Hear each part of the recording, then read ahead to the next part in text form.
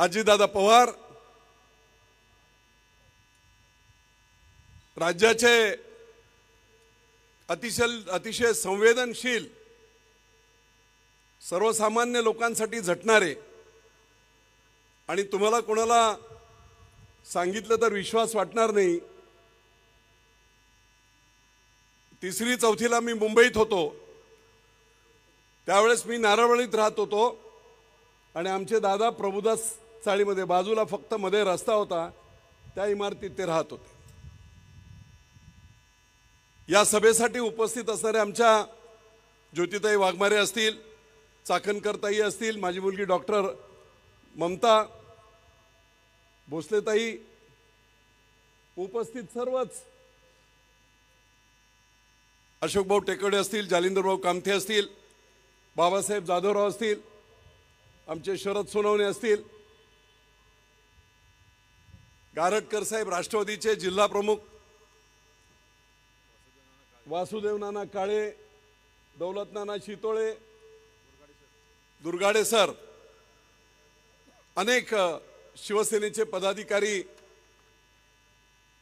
निवडून आलेले जिल्हा परिषद सदस्य, तालुका पंचायत समिती सदस्य, नगरसेवक सर्वच व्यासपीठावर आहेत। वेळ जाईल म्हणून आपली सर्वांची माफी मागतो, सगळ्यांची नावं घेता येणार नाहीत। उपस्थित सर्व पत्रकार आणि पालखी तळावर जमलेल्या माझ्या स्वाभिमानी सर्व पुरंदरकर हवेलीकर बंधू आणि भगिनींनो, बरोबर 1 महिना झाला मुख्यमंत्री महोदय पलीकडच्या पालखी तळावर महिला दिनाच्या निमित्ताने माझ्या मुलीने डॉक्टर ममताने कार्यक्रम घेतला होता। 5-6 हजार महिला होत्या आणि मी फक्त पाहुणा म्हणून गेलो, कुठच्याही व्यवस्थेमध्ये नव्हतो। काय कुणास ठाऊक मला माहित नाही, परंतु अनेक वेळा अनेक गोष्टी बारामती असेल, भोर असेल, सर्वच मतदारसंघातून एक वेगळा अंडर करंट होता आणि मला बोललं जात होतं की काहीतरी आपण केलं पाहिजे। आणि म्हणून त्या कार्यक्रमात मी जाहीर केलं, ऑनलाईन होता कार्यक्रम, की बारामती लोकसभा आपल्याला लढलं पाहिजे। मी तसं ठरवलं, जाहीर केलं। लोकशाहीच्या एका पत्रकाराने ते ऑनलाईन बरोबर चालू होतं ते पकडलं आणि टीव्हीला दाखवलं। दुसऱ्या दिवसापासून TV 9 पासून सर्वच मीडिया, जिथे मी असेल तिथे होता। मांडलेली माझी लॉजिक ठीक होती, परंतु आता ते जाऊ द्या, लोकांना प्रचंड उत्साह होता। पुरंदरमध्ये तर जादू झाली असते, भोरमध्ये तेच होतं। सर्वच मतदारसंघातून आणि महाराष्ट्रातून अनेक नेते आणि अनेक सामाजिक कार्यकर्ते माझ्या पाठीशी खंबीरपणे उभे राहिले। दोनदा मुख्यमंत्री साहेबांशी चर्चा झाली, परंतु माझं मन तयार होत नव्हतं। देवेंद्र फडणवीस साहेब 2-3 वेळा बोलले, दादा मुख्यमंत्र्यांशी बोलत होते आणि मग एक दिवस मी निश्चय केला होता की नाही, कुठच्याही परिस्थितीत लढायचं म्हणजे लढायचं आणि लोकांच्या हातात निवडणूक असेल, लोकांना ठरवू द्या काय ठरवायचं ते। आयुष्याची लढाई आर पारची लढायची, इकडे नाही तर तिकडे।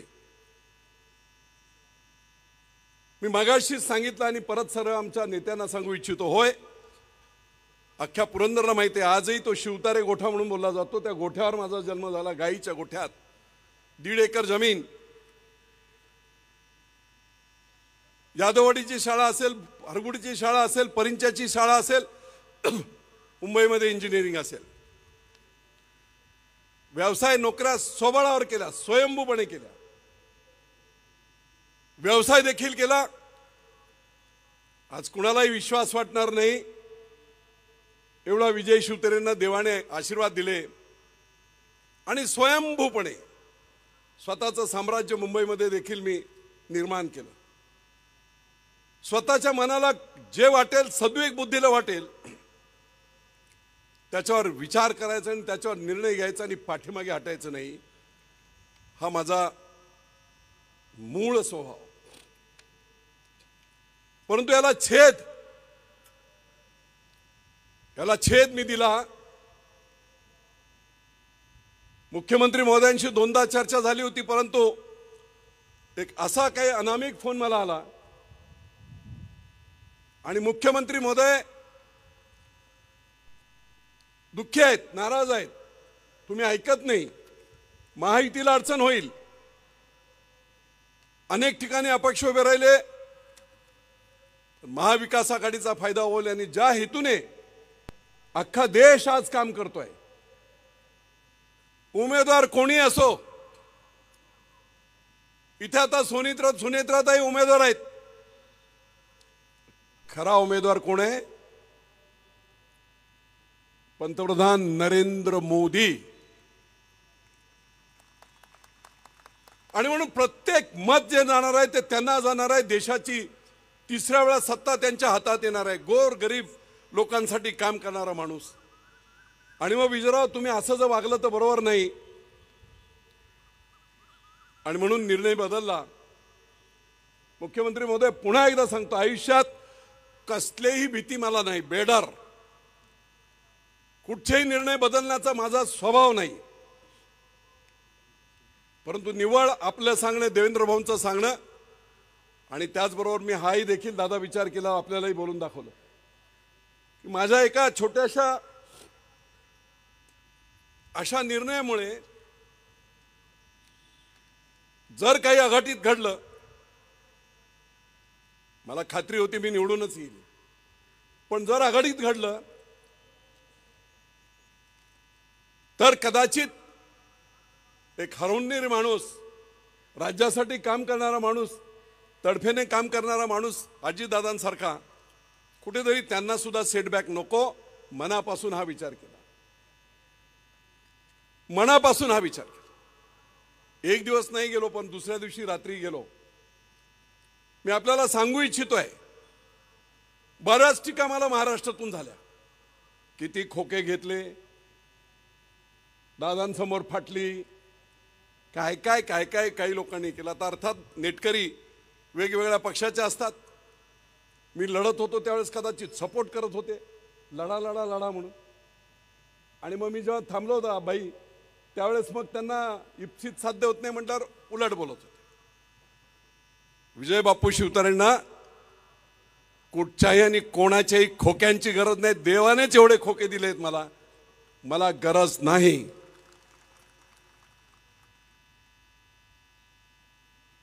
परंतु तो गैरसमज आपलाही होऊ नये. कारण मला माहित आहे, गावागावातून ज्या पद्धतीने संपूर्ण लोक पेटून उठले होते, सर्व पक्षाचे होते, पुरंदर एक झाला होता.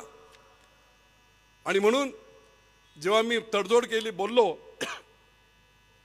त्यावेळेस मी मुख्यमंत्री आणि दोन्ही उपमुख्यमंत्र्यांना हेच सांगितलं, हे मी प्रेसमध्ये सांगेल, परंतु पुरंदर हवेलीच्या आणि संपूर्ण मतदारसंघातील जनतेने जो एवढा पाठिंबा मला केला होता, इतका उत्साह होता, त्यांचा कोणाचा विश्वासघात वाटू नये, त्यांना कोणाला विश्वासघात वाटू नये. आणि म्हणून जे काही संघर्ष करून मिळणार होतं ते तहात मिळालं या संपूर्ण मतदारसंघांसाठी. ते मला तुम्ही सांगितलंय, तेच तुम्ही या पवित्र माऊलींच्या पालखी तळावर येऊन पुरंदर हवेलीच्या आणि संपूर्ण बारामती लोकसभा मतदारसंघातून आलेल्या सर्व तरुण कार्यकर्त्यांना सर्वांना सांगा, तुमच्या तोंडातून ऐकू द्या. दादांना मी सांगितलं होतं, प्रचंड राग होता, कधी कधी बोलता बोलता अनेकांच्या चुका होतात. माणूस काय तसा वाईटही नसतो, पण प्रचंड रोष दादा पुरंदरच्या जनतेचा होता. जेव्हा जेव्हा मी गावात जायचो, समोर बसलेले लोक आहेत, मला म्हणायला लागले, बापू आम्ही ऐकणार नाही, तुम्ही सांगितलं तरी ऐकणार नाही. बरोबर आहे की नाही? नोटाला मतदान करू, पण इतर ठिकाणी मतदान करणार नाही। आणि म्हणून मी दादांना सांगितलं, मी सांगितल्यानंतर लोक ऐकतील, सर्व काय होईल, पण तरीही आपण आपला एक शब्द विश्वास या समोरच्या बसलेल्या संपूर्ण स्वाभिमानी जनतेला द्यावा, जेणेकरून हे संपूर्ण मतदारसंघामध्ये एक सकारात्मक लाट येईल।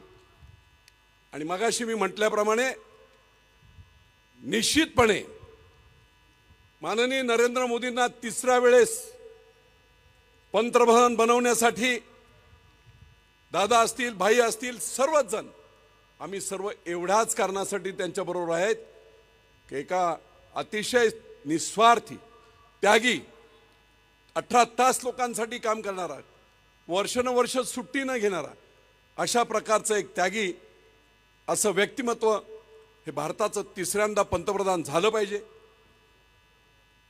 राष्ट्रनिष्ठा ही अल्टिमेट। काही खेळ खेळले असतील, बऱ्याच वेळा गडबडी होत असतात, काय ईडी, काय अमुक, काय तमुक, काय, पण या सगळ्या गोष्टीचा शेवटचा जर एंड पाहिला तर एकच असतो, आणि ती म्हणजे राष्ट्रनिष्ठा। ही जी काय बीजेपीची थीम आहे देशाच्या प्रती, त्यालाच भाळून आम्ही सर्वजण एकत्र आहोत। आणि म्हणून मित्रो, मी भाईंचं ऐकलं, मुख्यमंत्र्यांचं ऐकलं, उपमुख्यमंत्र्यांचं ऐकलं, वर्षावर 3 तास चर्चा झाली, साधक बाधक मी म्हटलं ठीक आहे, मी लढत नसेल तर कमीत कमी 5 वर्ष दादा जे नुकसान आमचं झालंय, जे प्रकल्प आमचे रखडले आहेत, त्या प्रकल्पांना जास्तीत जास्त निधी आणि युद्ध पातळीवर काम करत जे प्रकल्प रखडले आहेत त्या प्रकल्पांना गती देण्याचा शब्द मुख्यमंत्री महोदयाने आपण सर्वांनी द्यावा। मी मनाविरुद्ध माघार जरी घेतली असेल तरी शेवटी मी तुम्हाला हेच सांगतो, मी तुम्हाला एकच सांगतो, माझं आयुष्य संपूर्ण पुरंदर हवेलीच्या जनतेसाठी आणि मातीसाठी समर्पित आहे, राज्यासाठी समर्पित आहे। अरे ओपन हार्ट सर्जरी झाली, आजही दिवसातून, आठवड्यातून 3 वेळा डायलिसिस, 5.5 लिटर माणसाच्या अंगातलं रक्त 10 वेळा बाहेर काढलं जातं, माझं मशीनमध्ये डायलायझरमध्ये फिरवलं जातं आणि 10 वेळा आत टाकलं जातं 3.25 तासात। 99% लोक खुर्चीतून येतात, खुर्चीतून जातात। विजय बापूला काही फरक पडत नाही। डायलिसिस झाल्यावर कोट चढवला, एअरपोर्टला गेलो, दिल्लीला गेलो, कामावर गेलो, सभेत आलो। ही शक्ती काय आहे? ही शक्ती माझ्या गोरगरीब जनतेचे आशीर्वाद आहेत, आणि म्हणून मी असा आहे, त्यांच्यासाठी आयुष्य। माझ्या मनाला मुरड घातली, मला माहित नाही मी किती वर्ष जगेल, पण मला एक माहित आहे, आजच्या या पालखी तळावर मुख्यमंत्री महोदय अजितदादा शब्द देत आहेत, दादा शब्द देत आहेत, होय गुंजवणीचा रखडलेला प्रकल्प युद्ध पातळीवर उद्यापासून 2-4 दिवसापासून सुरू होईल, युद्ध पातळीवर। मी असताना लाईन आउट दादा वरून केला होता, वाल्यावरून, तो लाईन आउट परत जेऊर माणकीतून केला, लोकांचा आक्रोश झाला, पुन्हा आपण त्याच्यात करेक्शन केलंय, नवीन आता जी योजना केली आहे त्याच्यामध्ये शेतकऱ्यांची जी मागणी आहे वाल्याच्या 12 वाड्यापासून संपूर्ण पाणी राखेपर्यंत जाण्याचा, तो लेआउट केला, ते लाईन आउट केलं, 100 कोटी त्याच्यासाठी वाढले, सगळं आहे, परिंच्यापासून सगळं आहे। पाणी येऊ द्या, पुरंदर उपसाचं पाणी 6,500 हेक्टरला होतं दादा, आता आम्ही 14,500 हेक्टर भिजवतो, येऊ द्या तर पाणी, नंतर बघू आपण। आणि म्हणून भोरच्या 3 उपसा सिंचन योजना, वाजेघर, वांगणी आणि शिवगंगा खोरे, रमेश बापू बसलेत आमच्या इथे, या तिन्ही उपसा सिंचन योजना तत्वतः मान्यता मी मंत्री असताना देवेंद्र भाऊंनी दिल्या होत्या, ते पुढे रखडलं होतं। आज सगळे सर्वे झाले। मी परवा देवेंद्र भाऊंना तेच विनंती केली, या 3 उपसा सिंचन योजनासह 1307 कोटीची योजना आता 4 वर्ष लेट झाली आणि या 3 उपसा सिंचन म्हणून जवळजवळ 1782 कोटीची योजना झाली आहे. तिला प्रशासकीय मान्यता देत माझं टार्गेट आहे बंधूंनो, 1 वर्षाच्या आत गुंजवणीचं पाणी पुरंदर राहावं. 1 वर्षाच्या आत सगळ्या मदती होतील. यांच्या तिजोरी दादांच्या हातात आहे. म्हणून मगाशी म्हटलं की आता आमची दुश्मनी लोकांनी पाहिली होती, दोस्ती बघा ना.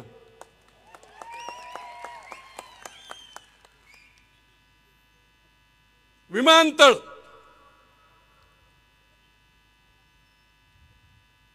इच्छा स्वेच्छा खरेदीचा दर जाहीर करा.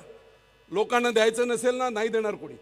पण जर स्वेच्छा खरेदीचा दर मुख्यमंत्री महोदय योग्य दिला, तुम्ही ती जादू एकदा केली. 40 रिपिटेशन होती समृद्धी महामार्गावर कोर्टातून. ज्या दिवशी भाईंनी स्वेच्छा खरेदीचा रेट डिक्लेअर केला आणि बुलढाण्याला पहिलं ॲग्रीमेंट शेतकऱ्याची खरेदी करण्यासाठी सही करायला स्वतः गेले, 3 महिन्यामध्ये 701 किलोमीटरची जागा शेतकऱ्यांनी मुंबई ते नागपूर 3 महिन्याच्या आत दिली. ही किमया भाईंनी केली. MSRDCचे प्रमुख होते. निश्चितपणे विमानतळावर देखील अशीच किमया होईल. सर्व शेतकऱ्यांना विश्वासात घेऊन आपण ते काम करू. तिसरा आणखी एक महत्त्वाचा मुद्दा आहे जो मी त्यांना सांगितला, तो त्यांनी मान्य केलाय.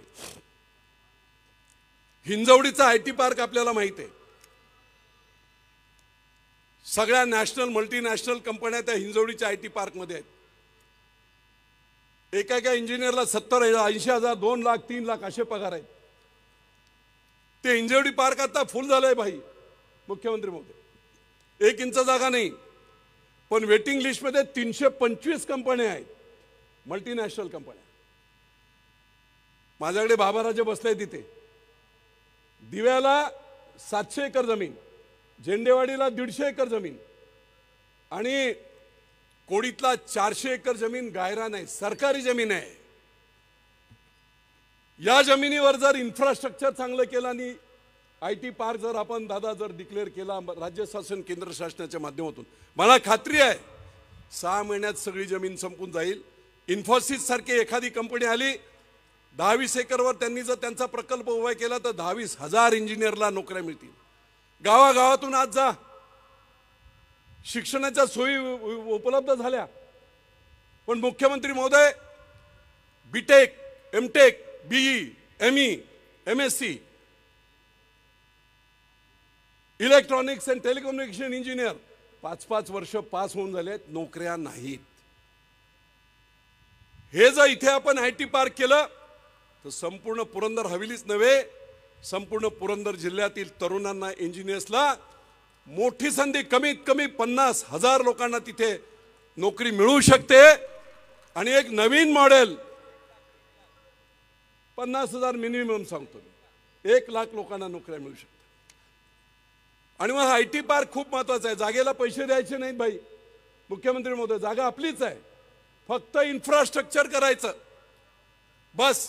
6-7 महिन्यात देखील होऊ शकते आणि त्याच्यातून निश्चितपणे चांगला एक मार्ग निघू शकतो.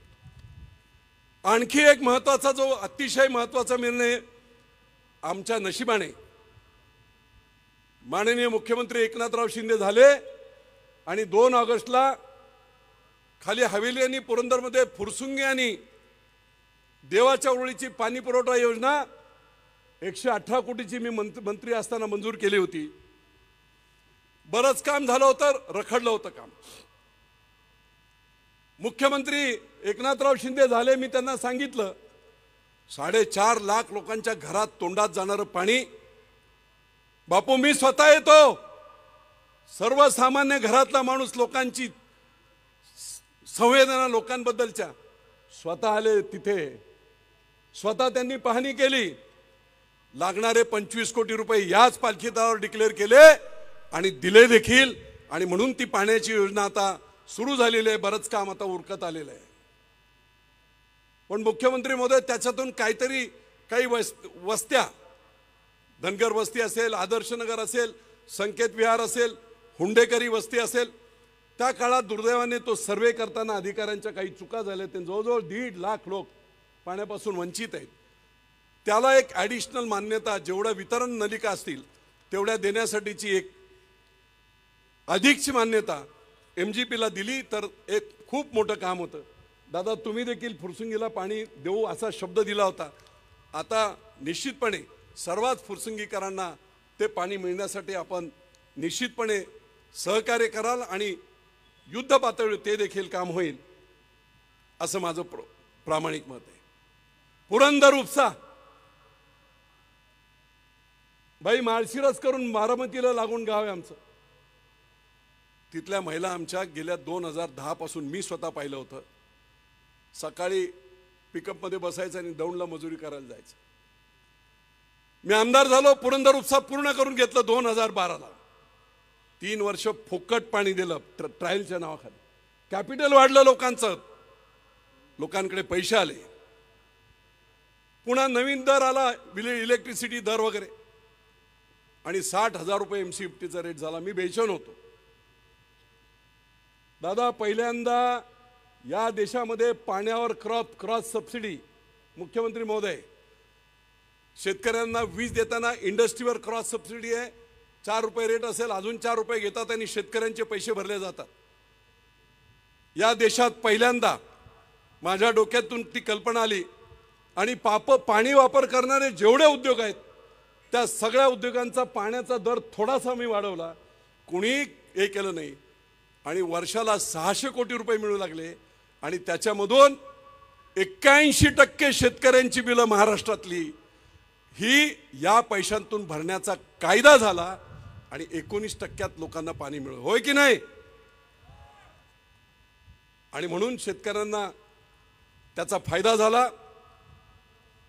पुरंदर उपसा 10 वर्ष झाली त्याचं पंप आणि परिचालन व्यवस्थित. आता 2-3 वर्ष झालं नाही आणि लोकांचे हाल झाले. ऊस सुकून चालले आहेत, बागा सुकून चालले आहेत, पंप खराब होत आहेत, 1.5 महिना पंप बंद राहते. आणि म्हणून मुख्यमंत्री महोदयांना मी पत्र दिलं की या पंपांची दुरुस्ती, विल्हेवाट हे सगळं करण्यासाठी 56 कोटीचा प्रस्ताव तयार करून घेतलाय जलसंपदा खात्याकडून. त्याला मंजुरी द्यावी. निश्चितपणे ताबडतोब त्यांनी ते मान्य केलं आणि अजितदादांनी मला वाटतं गेल्या अधिवेशनाच्या अर्थसंकल्पामध्ये 56 कोटी रुपये पुरंदर उपसासाठी मान्य केले आहेत. निधी उपलब्ध झालाय. पुढच्या काही दिवसामध्ये ते सुद्धा व्यवस्थित काम सुरू होईल. हवेलीमधला आणखी एक महत्त्वाचा प्रश्न आहे.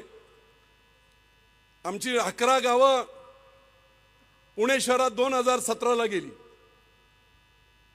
एकाही गावच्या जेवढ्या पाणी पुरवठ्याच्या योजना होत्या त्याही बंद पडल्या, त्याही नीट चालवता येत नाही.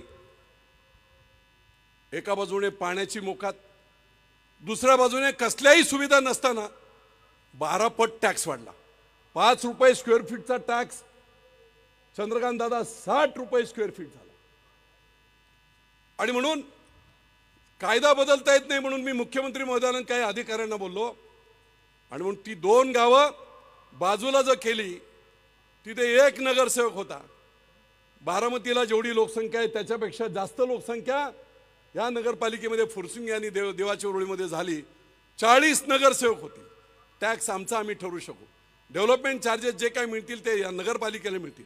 आणि मला खात्री आहे दादा असाच प्रकार झाला होता पुणे महानगरपालिका असताना. आणि जेव्हा पिंपरी चिंचवड महानगरपालिका ही नगरपालिका म्हणून घोषित केली मगर साहेबांनी, प्रचंड टीका झाली होती त्यावेळेस.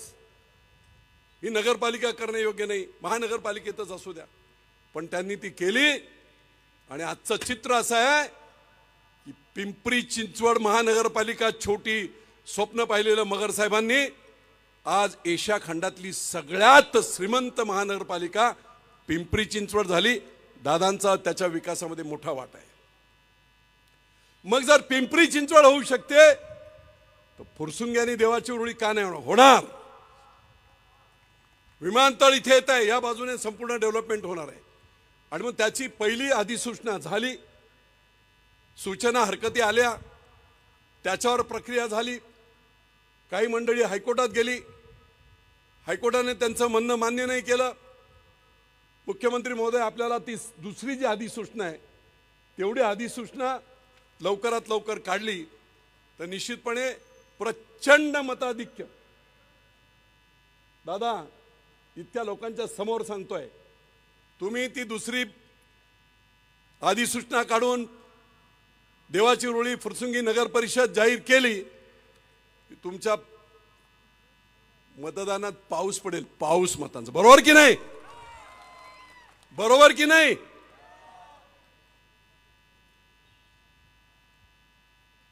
बारामतीच्या 29 जिरायती गावांना, आता मी मंत्री होतो, थोडीफार बुद्धी असल्यामुळे एक चांगलं एक कल्पना मला सुचली. आजही त्या 29 गावांना दादांच्या मतदारसंघातील अडचण आहे. खरं म्हटलं त्या अधिकाऱ्यांची कामं होती त्या काळात, याचा विचार करून मार्ग काढायला. नीरा नदी आपली भीमेला मिळते कुठे? उजनीच्या खाली. किती कहर दुष्काळ असला तरी भाटगर, नीरा देवदार आणि वीर मधून कमीत कमी 25 TMC पाणी वाया जाते, भीमेला मिळते आणि भीमेतून कर्नाटकात जाते. आणि म्हणून या 29 गावासाठी कोणत्याही बॅरेजवरून आपण नीरा नदीतून पाण्याचं पुनर्नियोजन करून 2-3 TMC जरी पाणी उचललं आणि ते करेमध्ये टाकलं आणि करा भरून ठेवली 10-12 किलोमीटर, दोन्ही बाजूला विहिरी चार्ज होतील आणि शेतकऱ्यांचं बागायत होईल. एखाद्या ठिकाणी उपसा सिंचन करून उंच ठिकाणी, जसं आता शिंदवणीला आपलं डिस्ट्रीब्युशन चेंबर आहे, तशा चेंबरमध्ये पाणी टाकलं तर 29 गावांना ग्रॅव्हिटीने पाणी मिळेल, दुष्काळ कायमचा संपेल. आणि म्हणून ही योजना देखील मी मागणी केली की अधिकाऱ्यांना सांगून ती प्रस्तावित करावी. भोर तालुक्यामध्ये 1993 साली उतरोली गाव आहे, माझंच मूळ गाव आहे शिवतरेंचं, त्या उतरोलीला 750 एकर MIDC शिक्के पडले. आज तगायत भूसंपादन नाही, काही नाही. 2009 साली प्रचाराच्या सभेत सांगितलं गेलं होतं की प्रचार संपला, निवडून आलो की लगेच आम्ही ह्या MIDCचं काम सुरू करू आणि चांगले प्रकल्प देऊ. आज तगायत काही झालं नाही. भोरच्या मंडळींसाठी जशा 3 उपसा सिंचन योजना, तशी ही MIDC तिथल्या रोजगारासाठी खूप महत्त्वाची आहे. शेतकरी सांगतायत आम्ही जमीन देतोय, डिक्लेअर करा आणि उद्योगांना निश्चितपणे त्या बाबतीत देखील निर्णय हा घेतला जाईल. संपूर्ण महाराष्ट्राचा आराध्य दैवत जेजुरी देवस्थान, मला माहित नाही, अनेकांच्या सत्या आल्याने गेल्या. राज्यातली पंढरपूर असेल, शिर्डी असेल, शेगाव असेल, सगळ्या मोठमोठ्या देवस्थानांना 200-400 कोटी निधी देऊन त्यांचा विकास केला गेला. परंतु या संपूर्ण महाराष्ट्राचं आराध्य दैवत असणाऱ्या खंडोबा मल्हारी मार्तंडला वंचित होते ते. आणि मग 2018 साली देवेंद्र फडणवीसांना मी विकास आराखडा दिला 349 कोटीचा.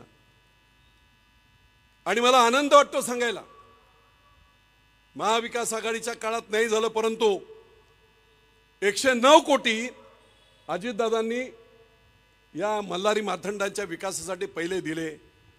आणि पहिल्यांदा राज्याचा मुख्यमंत्री मल्हारी मार्तंडाच्या दर्शनाला पहिल्यांदा आले. एकदा ते आले, परत या 109 कोटीच्या भूमिपूजनाला देवेंद्र फडणवीस असतील, दादा असतील, मुख्यमंत्री महोदय तिघे आले आणि त्यांनी सुरुवात केली. माझी विनंती असेल, बरंच काम आता उरकत आलंय, पुढच्या वर्षासाठी 100 कोटीचं दिले, 2-3 वर्षामध्ये आराखडा पूर्ण करून महाराष्ट्राच्या सर्वसामान्य गोर गरीब जनतेचा, सर्व जाती धर्माचा देव कुठचा असेल तर तो मल्हारी मार्तंड. आणि म्हणून अहिल्याबाई होळकरांच्या पुनर्विकासानंतर याचं जे काही काम केलं ते अहिल्याबाईंनी केलं, राजमाता, त्याच्यानंतर तो योग आला. तो योग माझ्या मंत्र्याच्या कारकिर्दीत तो विकास आराखडा झाला आणि राज्याचे मुख्यमंत्री आणि दोन्ही उपमुख्यमंत्री यांच्या हस्ते त्या ऐतिहासिक कामाचं पूजन होऊन जोरात काम सुरू आहे. त्याला 100 कोटी रुपये आपण द्यावी ही एक विनंती करतोय. मी जेव्हा फिरत होतो दौंडला त्यावेळेस मला मुख्यमंत्री महोदय छोट्या गोष्टी आहेत, लोकांनी सांगितलं पुण्याला पुरंदर, हवेली, दौंड इथून पुण्याला आणि पिंपरी चिंचवडला कामासाठी जवळजवळ 25,000 लोक जात असतात.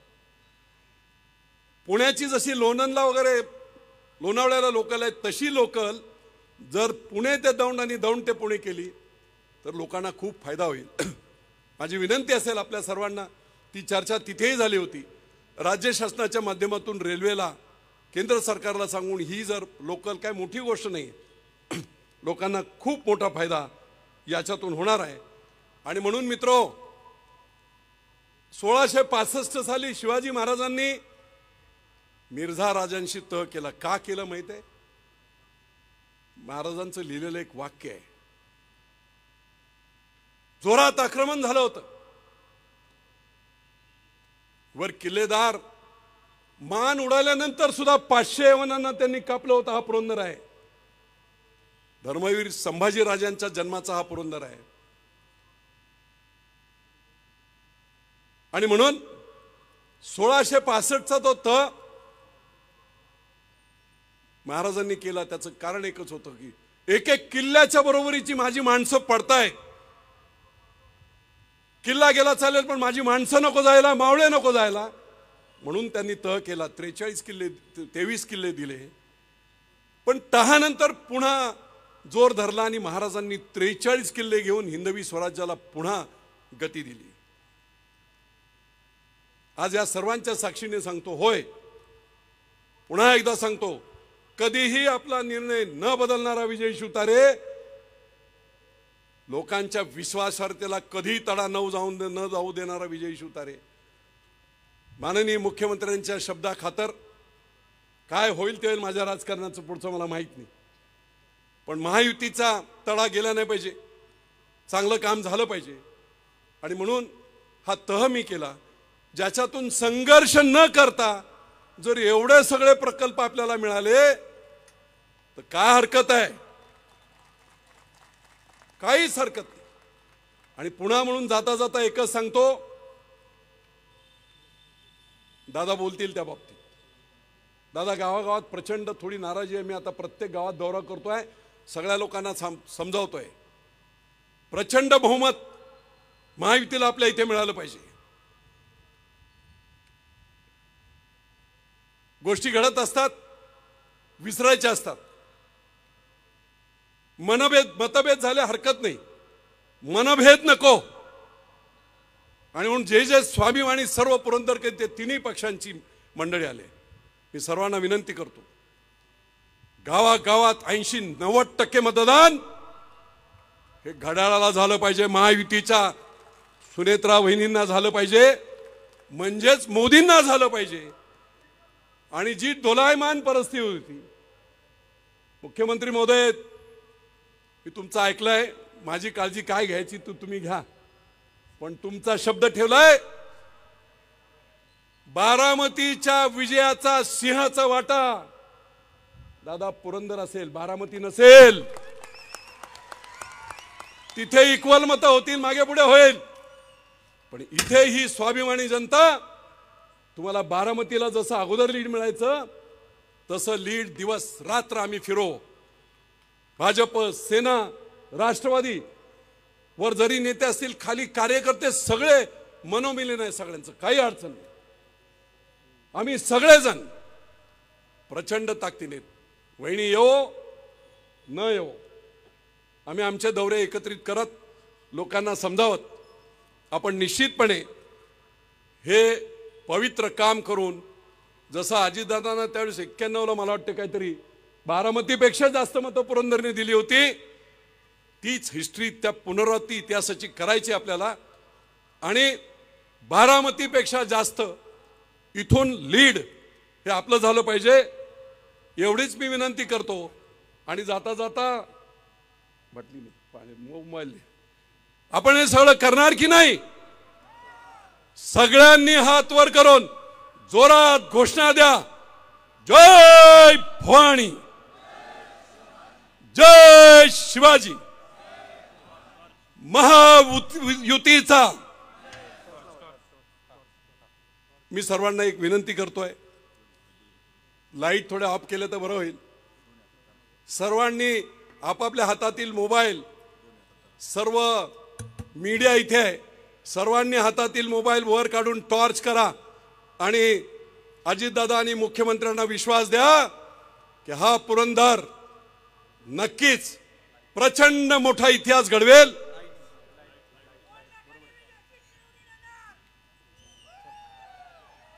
किती सांगितलं? 2 लाखांनी. सर्वांनी काम करायला हवं, फक्त बोलून नव्हे. गावागावात लोकांना, वयस्कर मंडळींना समजवायला हवं. लोकांच्या डोक्यात जो राग आहे तो आता काढला पाहिजे आणि एकत्रितपणे आपण जिंकलं पाहिजे. नरेंद्र मोदींना तिसऱ्यांदा पंतप्रधान बनवलं पाहिजे. पुन्हा एकदा मुख्यमंत्री महोदय आणि उपमुख्यमंत्री महोदय चंद्रकांत दादा यांनी माझं